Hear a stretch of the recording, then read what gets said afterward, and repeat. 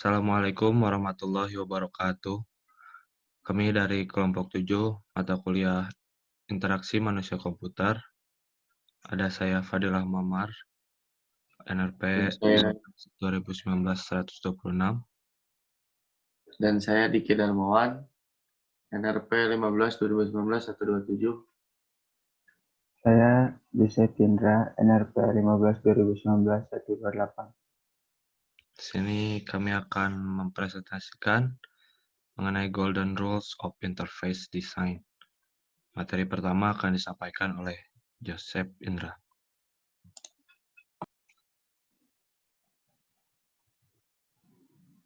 Schneiderman's 8 Golden Rules adalah pembuatan dalam membuat suatu rancangan antarmuka untuk suatu aplikasi yang diusulkan oleh Ben Schneiderman melalui bukunya yang dikeluarkan pada 21 Agustus 1947 yang berjudul Designing the User Interface. Dengan mulai banyak perkembangannya aplikasi berbasis mobile, beberapa pendapat menyatakan bahwa Golden Rules sudah mulai ketinggalan dan tidak dapat diaplikasikan lagi, terutama pada aplikasi berbasis mobile. Ada juga yang berpendapat bahwa aplikasi berbasis mobile lebih perlu untuk menggunakan aturan UX dibanding Golden Rules. Namun, kami tidak sepakat dengan hal tersebut, karena menurut kami Golden Rules merupakan aturan mendasar dalam perancangan antarmuka yang masih bisa diaplikasikan baik dalam desktop device ataupun mobile device. Selain itu, aplikasi yang baik sebisa mungkin memiliki rancangan yang serupa dengan desktop device dan mobile device, sehingga tidak menyulitkan pengguna dalam mengoperasikan aplikasi tersebut. Dan yang terakhir adalah antarmuka bukan merupakan hal yang berbeda dari UX, namun merupakan bagian dari UX, sehingga perancangan yang baik akan mendukung UX yang baik juga. Yang pertama ada strive for consistency. Konsistensi dibutuhkan antar halaman dalam satu aplikasi ataupun antar aplikasi yang masih berhubungan. Gunanya adalah supaya user, terutama novice user, tetap dapat mengenali halaman yang dilihat atau masih memiliki hubungan dengan aplikasi yang digunakan. Dengan demikian akan memudahkan user dalam mengeksplorasi aplikasi tanpa takut berpindah aplikasi.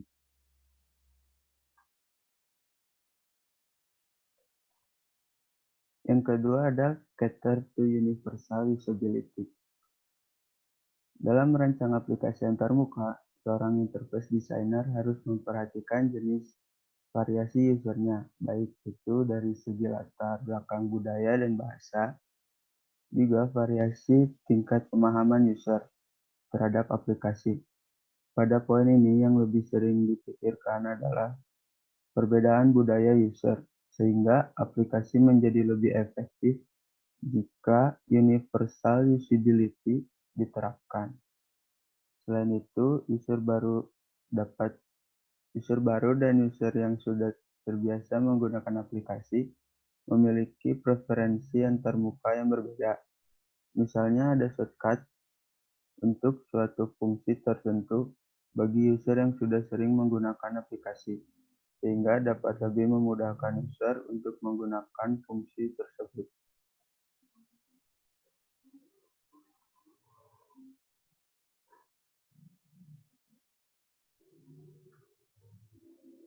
Yang ketiga ada offer informative feedback.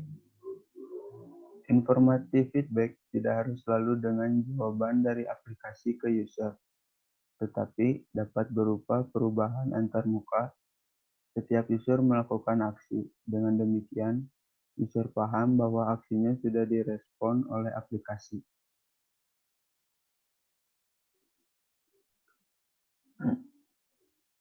Yang keempat, design dialog to yield closure. Untuk poin ini sebenarnya termasuk dari bagian informatif feedback, dengan menyampaikan bahwa proses yang dijalankan oleh user sudah selesai.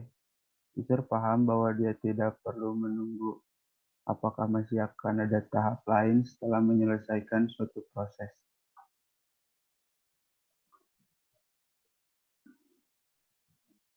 Yang kelima ada prevent errors. Poin ini untuk menjaga agar user tidak melakukan kesalahan dalam menjalankan proses. Sangat diperlukan supaya user tidak merasa jenuh dalam mencoba menggunakan aplikasi, karena tidak bisa menemukan format yang tepat pada saat mencoba suatu fungsi. Biasanya berupa petunjuk pengisian formulir sesuai format yang diterima oleh aplikasi, sehingga user dapat mengisi formulir dengan tepat pada percobaan pertama.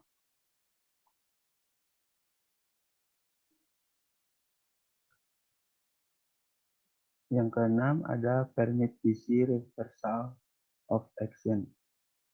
Poin ini merupakan salah satu poin yang cukup penting untuk menunjang UX dari suatu aplikasi. Biasanya yang dianggap sebagai pemenuhan poin ini adalah tombol back. Namun sebenarnya tombol back hanyalah untuk kembali ke halaman sebelumnya, namun belum tentu membatalkan aksi. Contohnya, pada aplikasi online shop, user dapat mencoba melakukan pembelian, tetapi pada saat selesai memilih barang, user dapat melakukan pembatalan barang yang ingin dibeli. Dengan demikian, user merasa nyaman saat mencoba untuk melakukan eksplorasi pada aplikasi, karena barang yang dicoba untuk dibeli tidak langsung terproses beli, tetapi user dapat melakukan cancel barang yang sudah dipilih.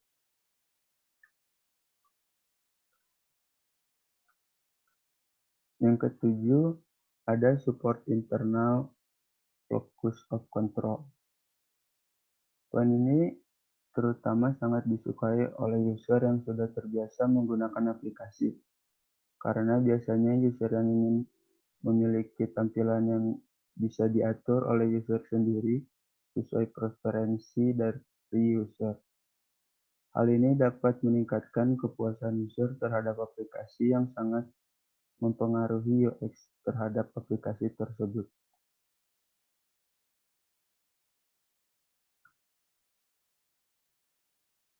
Yang terakhir ada reduce short-term memory load. Pada poin ini biasanya orang lebih memusatkan pada desain tata letak, menu, dan tombol. Tetapi sebenarnya akan lebih efektif jika diterapkan pada proses saat user harus memberikan input ke sistem. Dengan menerapkan poin ini, maka user tidak perlu mengingat data yang harus diinput ke sistem, karena data yang harus diinput sudah disediakan oleh sistem. Misalnya pada online shop, untuk memilih barang yang diinginkan dan dari situ sistem langsung menerima input kode barang yang diinginkan oleh user untuk diproses pada proses pembayaran nantinya. Yang selanjutnya adalah Nielsen's heuristic. Dalam pembuatan user interface design, terkadang dibutuhkan sebuah proses evaluasi terhadap usability UI design yang telah dibuat. Usability sendiri dapat diartikan sebagai sebuah tingkat kemudahan penggunaan dalam produk digital. Nah, proses evaluasi ini dinamakan heuristic evaluation, sebuah metode inspeksi terhadap masalah-masalah usability pada produk yang sedang dikembangkan atau telah dibuat seseorang, yang biasanya melakukan evaluasi ini dinamakan UX expert. Heuristic evaluation menggunakan usability heuristic sebagai guideline utama tentang apa saja yang dievaluasi. Usability heuristic sebenarnya memiliki beberapa versi, namun Jacob Nielsen's heuristic adalah yang paling banyak digunakan dalam perkembangan user interface design.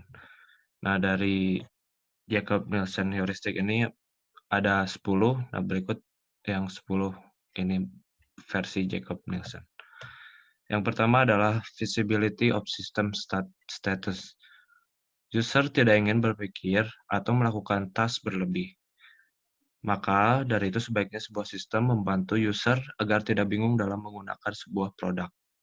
Nah, salah satu caranya adalah dengan menginformasikan proses yang sedang terjadi dalam sebuah sistem agar user dapat mengerti dengan jelas dan tidak membuat asumsi atau action yang tidak tepat.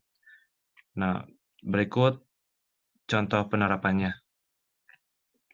Nih, di sini ada 4 contoh gambar mengenai visibility of system status. Yang pertama, ada progress bar di atas screen yang di sini. Ini menunjukkan status sampai mana progres aksi yang sedang dilakukan. Yang untuk gambar yang kedua, di sini ada dot atau titik-titik berwarna abu dan berwarna merah. Ini menunjukkan kepada user sedang berada di halaman mana layar ini yang ditampilkan. Nah, yang gambar ketiga ini di layar sedang contohnya mendownload suatu file misalkan. Di sini ada circle berwarna abu-abu menunjukkan sampai mana progres download itu. Ada juga dalam satuan persennya di sini di bawahnya itu menunjukkan berapa persen download progresnya. Di sini juga ada bar on off untuk apakah user ingin mendownload secara otomatis atau tidak. Di gambar keempat ini ada status sedang load atau loading gitu, yang menunjukkan bahwa aplikasi sedang loading. Nah, yang kedua ada match between the system and the real world. Nah, ini maksudnya kesamaan antara sistem dengan dengan dunia aslinya gitu. Fungsinya untuk mempercepat pemahaman user terhadap experience dari sebuah produk. Maka sebaiknya produk tersebut memiliki kesamaan komponen, konsep, dan proses-proses seperti yang ada di dunia nyata. Hal ini akan membuat sebuah produk lebih mudah dikenali atau digunakan oleh user, karena user sudah merasa cukup familiar dengan apa saja yang ditampilkan yang ada dalam produk tersebut. Nah, untuk contoh penerapannya seperti ini. Di sini juga ada 4 gambar. Misalkan untuk gambar pertama ini aplikasi tanggal. User kita gitu sebagai pengguna akan merasa familiar karena di dunia nyata kalender pun seperti ini gitu dengan tampilan yang seperti ini sama. Yang kedua misalkan ini dengan komponen-komponen yang atau icon-icon yang sudah familiar dan kita misalkan ada sleep atau gambar orang itu untuk akunnya, ada home gitu. Yang ketiga aplikasi drawing misalkan. Di sini ada beberapa opsi untuk menggambarnya gitu, ada pulpen gitu, ada highlighter, ada penghapus dan sebagainya gitu. Di sini misalkan yang gambar keempat contohnya ini misalkan di suatu aplikasi e-commerce user sedang ingin memilih barang apa yang akan dibeli, dicari seperti di dunia nyata gitu, ada gambar produk, ada harga, ada definisi, ada deskripsi segala macam di produk tersebut. Nah, yang ketiga ada user control and freedom. Nah, user berkemungkinan membuat kesalahan dalam menggunakan sebuah produk digital. Sebagai seorang UX designer, sebaiknya mencoba memproyeksikan segala kemungkinan kesalahan yang sering dilakukan user, lalu membuatkan sebuah sistem penanggulangan kesalahan tersebut dengan tepat. sistem penanggulangan atau biasa disebut emergency exit. Ini biasanya berupa undo, redo, unsend, dan sebagainya. Berikut contoh penerapannya. Misal di gambar pertama ada untuk konfirmasi apakah yakin akan dihapus. Gitu. Di sini ada status bahwa misalkan email mengirim ada notifikasi terkirim. Di sini ada ketika edit gambar misalkan atau apa, ada proses redo misalkan kita salah, itu akan kembali lagi ke sebelumnya, ada redo, ada undo, ada redo. Di sini ada misalkan taskbar, ada pilihan untuk edit, hapus di YouTube ya. Nah, yang selanjutnya yang keempat ada consistency and standards. Ingatan manusia terbatas, maka dari itu sebuah sistem perlu membuat sebuah standar-standar komponen dengan tujuan yang spesifik. Dengan menggunakan standar ini secara konsisten di setiap screen, maka user akan semakin mengenali flow dan fungsi-fungsi dari setiap komponen. Dengan begitu, user tidak perlu mencoba menggali ingatan dan berpikir keras. Contoh yang paling jelas adalah sebuah app atau website yang menggunakan UI guideline atau design system. Nah, ini seperti contohnya di aplikasi Gojek. Ini contoh-contohnya. Ini untuk pemilihan warna. Ada perbedaannya untuk memudahkan kepada user untuk tidak terlalu memahami gitu, untuk mempelajari secara lebih menggali ingatan atau harus berpikir keras. Ya, tujuannya untuk memudahkan kepada user. Yang kelima ada error prevention. Selain membuat penanggulangan kesalahan yang dilakukan oleh user, maka akan lebih baik jika sebuah produk juga memiliki sistem pencegahan terhadap kesalahan yang dibuat user. Dengan adanya pencegahan ini, maka pain point user dan jumlah waktu user yang digunakan dalam menyelesaikan task akan berkurang. Contohnya dari salah satu aplikasi Best Hidden Gems 2019, Google Play, aplikasi tersebut adalah Relief. Ini contohnya untuk menanggulangi kesalahan dari user. Misalkan ada pernyataan yang menyatakan bahwa user berusia 17 tahun, di atas 17 tahun, untuk mengisi semua pertanyaan-pertanyaan ini. Dan ini ini yang keempat, ada pertanyaan kembali, apakah ingin keluar dari sesi meditasi ini untuk menanyakan kembali kepada user apakah itu kesalahan yang dibuat oleh user atau tidak gitu. Takutnya nantinya ini merupakan kesalahan dari user, gitu. Makanya ada pencegahan. Nah, yang keenam adalah recognition rather than recall. Dalam sebuah produk digital terdapat banyak fitur. Contohnya halaman yang mungkin akan diakses lagi oleh user, entah itu konten atau fiturnya. Namun terkadang flow yang terlalu dalam atau konten yang terlalu banyak dapat membuat user kesulitan dalam mengakses fitur atau konten tersebut. Dalam rangka meningkatkan efisiensi bekerja user, maka baiknya untuk fitur dibutuhkan oleh user tersebut diletakkan di tempat yang mudah dijangkau atau diingat. Berikut contoh penerapannya. Nah, ini contohnya 4 interface, misalkan ada suggestion gitu. Misalkan apa yang akan diakses lagi, misalkan tampilan-tampilan ini di music gitu ya, salah satu aplikasi music, ada foto-foto albumnya, sini ada kontak-kontak gitu yang mungkin saja akan diakses kembali oleh user di tampilan Google, misalkan ada tampilan-tampilan seperti Facebook, YouTube, Amazon yang mungkin saja akan diakses kembali oleh user. 7. Flexibility and efficiency of use.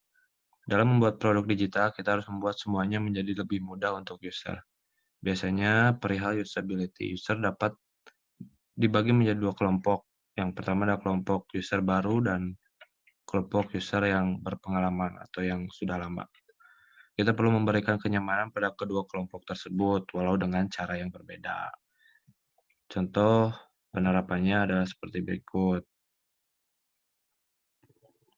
Filter property type yang pertama memudahkan user untuk mencari barang dengan kategori yang spesifik gitu. Di sini ada pilihan home, house gitu, atau flat, dalam bed dan breakfast gitu. Ini untuk pemilihan filter gitu untuk memudahkan user. Yang kedua ada fitur sort by, memudahkan user untuk mencari barang dengan urutan yang spesifik, misalkan berdasarkan alfabet, atau misalkan di aplikasi e-commerce berdasarkan harga, atau dan lain-lain gitu. Nah, yang ketiga ada fitur yang dapat digunakan dengan cara mengakses tab menu terlebih dahulu secara manual. Selain itu, fitur tersebut juga memiliki shortcut yang bisa digunakan oleh user yang lebih berpengalaman dalam meningkatkan kinerjanya. Gitu. Ada tab baru, ada jendela baru gitu. Nah, ini untuk shortcutnya, misalkan untuk yang sudah lama memakai, misalkan ini Google Chrome gitu. Ada Ctrl New untuk membuat tab baru atau jendela baru, untuk Ctrl T untuk tab baru. Nah, yang ke-8 ada aesthetic and minimalist design. Nah, user biasanya menyukai sesuatu yang mudah untuk di-scan atau misalkan diingat gitu. Dengan hanya menampilkan informasi yang penting secara jelas, maka akan membuat user lebih fokus dan lebih mudah menemukan informasi yang dia butuhkan. Nah, salah satu contohnya adalah homepage Google yang hanya berfokus pada fitur search. Nah, contohnya, di sini tidak ada ditampilkan informasi lain, hanya berfokus pada pilihan ya antar muka untuk searching gitu di sini. Yang ke-9 ada help user recognize, diagnose, and recover from errors. Untuk mengurangi kesalahan yang dilakukan oleh user, maka kita perlu membantu user untuk mencari jalan keluar dari kesalahan yang dilakukannya. Dengan cara mencoba untuk mengantisipasi segala kesalahan yang mungkin dilakukan, lalu mencoba memberi solusi agar user dapat keluar dari masalahnya. Nah, berikut contoh penerapannya. Nah, ini ada 4 contoh interface gitu. Yang pertama, misalkan ini di salah satu aplikasi gitu untuk memasukkan email. Misalkan ada user memasukkan email, nanti ada notifikasi atau status bahwa please enter a valid email address gitu untuk memasukkan emailnya. Yang gambar kedua, misalkan user mengalami error ketika menekan button pay. Lalu sistem memberitahu user untuk memilih terlebih dahulu metode pembayaran yang ingin digunakan gitu. Misalkan untuk pakai transfer bank atau e-wallet dan sebagainya. Dan yang ketiga, error tidak dapat menemukan hasil search. Lalu sistem memberitahukan tentang masalah yang sedang terjadi dan juga memberikan suggestion solusi untuk add a special request gitu. Jadi ketika mencari eggs gitu. Nah, aplikasi tidak bisa mencari apa yang diinginkan oleh user, maka di sini ada pilihan untuk add a special request. Nah, yang keempat ada error dalam membuat username. Lalu sistem memberikan suggestion username yang masih tersedia dan dapat digunakan oleh user tersebut. Misalkan kita lagi sign up gitu, daftar akun di salah satu aplikasi, terus aplikasi tersebut meminta kita untuk membuat username, dan username tersebut tidak bisa digunakan karena sudah digunakan oleh user lain, maka aplikasi memberikan saran, suggestion untuk menggunakan username yang lain. Nah, yang ke-10 atau yang terakhir adalah help and documentation.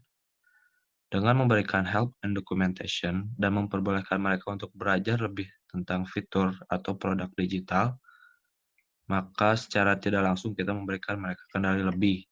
Alasan lainnya adalah karena tidak mungkin setiap informasi dapat ditujukan dalam sebuah visual clues. Contoh penerapannya seperti berikut. Nah, yang pertama di gambar pertama ada fitur help yang berisikan informasi-informasi lengkap tentang sebuah produk. Informasi ini disediakan karena ada kemungkinan user untuk membutuhkannya.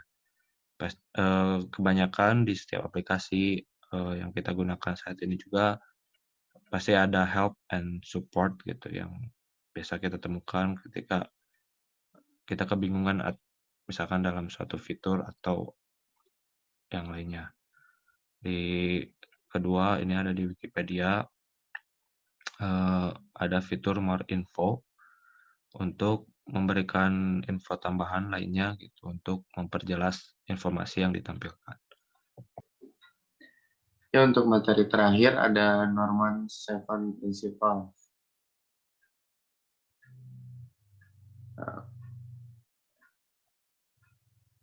Yang pertama ada discoverability. Kapanpun kita terlibat dengan hal sehari-hari seperti remote control TV atau produk seperti situs web, aplikasi, dan yang lainnya, kita mencari tahu di mana dan bagaimana melakukan berbagai fungsi yang ada.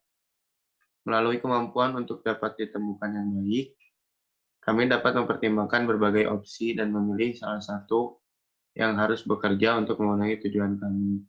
Namun, kami tidak dapat menemukan ini jika tindakan tidak dapat ditemukan. Maksudnya dari discoverability ini adalah keterjangkauan antar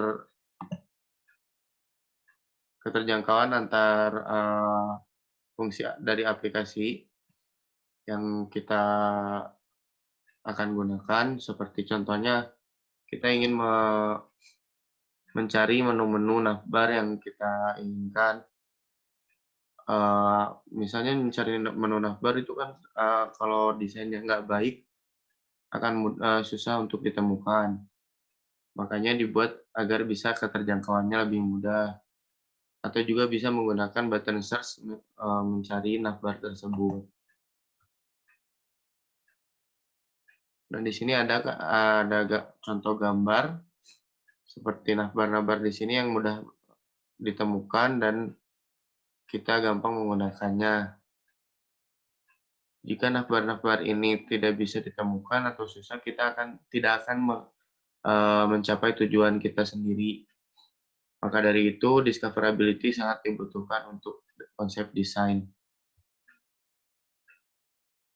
Yang kedua ada feedback. Ketika kita berinteraksi dengan barang atau produk sehari-hari, kita membutuhkan sesuatu untuk mengkomunikasikan hasil dari tindakan kita. Tanpa tanggapan segera, kita dibiarkan bertanya-tanya apakah tindakan yang kita lakukan memiliki dampak.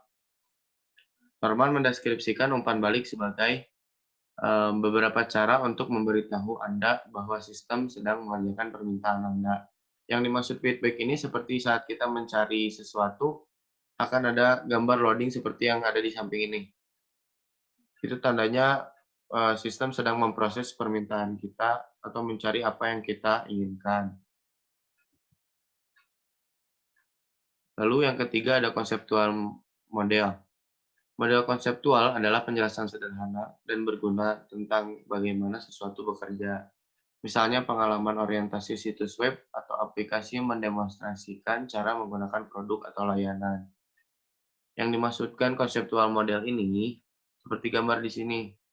Ketika kita memiliki aplikasi baru atau baru banget menggunakan, biasanya selalu ada langkah-langkah atau perintah-perintah yang diberitahukan atau bisa disebut guide application. Jadi ada langkah-langkah untuk menggunakan aplikasi ini. Misalnya harus mengisikan data atau apa, lalu ada next, masuk lagi untuk data yang lain.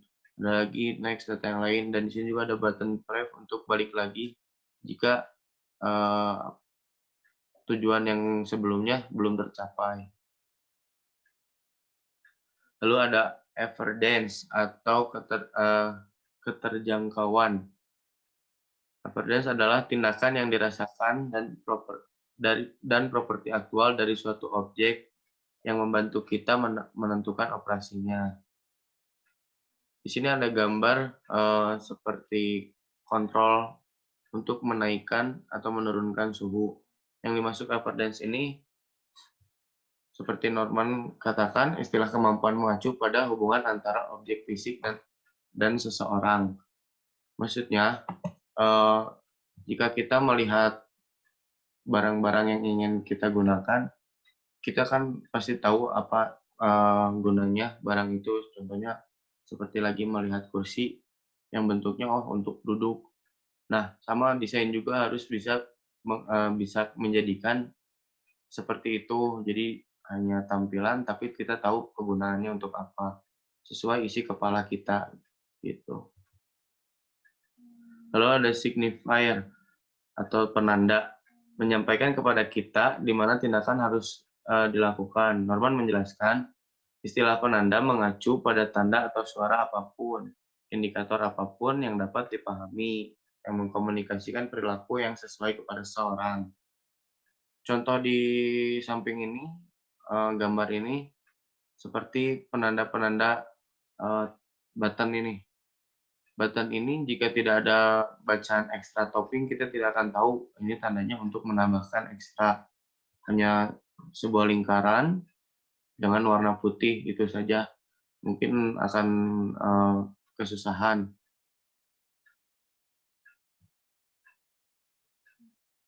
Nah, contoh yang lainnya seperti biasanya kalau kita memesan sesuatu seperti Gojek, suka ada keranjang belanja, itu fungsinya untuk kita menaruh belanjaan kita di sana. Sama seperti kehidupan sehari-hari, kalau kita mau belanja di supermarket yang lainnya pasti menggunakan troli atau keranjang untuk membawa barang-barang yang kita butuhkan. Yang keenam ada mapping atau pemetaan. Mapping adalah hubungan antara kontrol dan pengaruhnya terhadap dunia. Misalnya tombol panah pada mesin cakar sesuai dengan gerakan mainan yang meraih lengan mekanis. Norman menjelaskan, ketika pemetaan atau mapping ini menggunakan korespondensi spasial antara tata letak kontrol dan perangkat yang dikendalikan, mudah untuk menentukan cara menggunakannya. Pemetaan alam memungkinkan kita secara tidak sadar mengubah efek dunia kita, seperti menjentikan tombol lampu yang sesuai. Maksudnya dari mapping ini adalah, seperti gambar di sini, ini pemetaan atau penempatan tata letak, seperti halnya ada warna biru, banyak warna di sini, lalu ada sebuah lingkaran kecil, ini untuk menggunakan kita mencari warna yang ingin dipilih. Jika kita klik di bagian sini, dan yang ininya berpindah ke sini, itu berarti menandakan kita sedang memilih warna biru. Yang ketujuh ada constraint. Saat pengguna dibebani dengan terlalu banyak konten, kami sering menyebutnya sebagai kelebihan informasi. Bentuk yang panjang, tata letak yang rumit, dan deskripsi yang sangat tertulis dapat meningkatkan gangguan dan beban kognitif. Memori kerja. Kendala bagaimanapun dapat membatasi jenis interaksi yang dapat terjadi, dan oleh karena itu, membantu mengurangi jumlah informasi yang kami proses. Norman menjelaskan kendala fisik, logis, semantik, dan budaya memandu tindakan dan memudahkan interpretasi. Maksud dari constraint ini adalah kendala biasanya untuk desain itu harus sesuai dengan yang diinginkan. Seperti penempatan button ini, jika terlalu banyak akan menemukan kendala. Contohnya, jika kita membuat aplikasi ini di dalam website atau kita bisa diaksesnya di laptop, Jika kita berubah diakses di Android, pemetaan ini akan sangat berbeda jika terlalu banyak, tidak akan responsif desainnya. Begitu untuk constraint. Sekian presentasi dari kelompok kami, kelompok 7, mata kuliah interaksi manusia komputer, teknik informatika ITENAS. Mohon maaf apabila ada kesalahan informasi yang disampaikan. Dan juga kami secara khusus berterima kasih kepada sumber-sumber yang dijadikan materi di sini. Sekali lagi kami berterima kasih. Terima kasih sudah menonton. Assalamualaikum warahmatullahi wabarakatuh.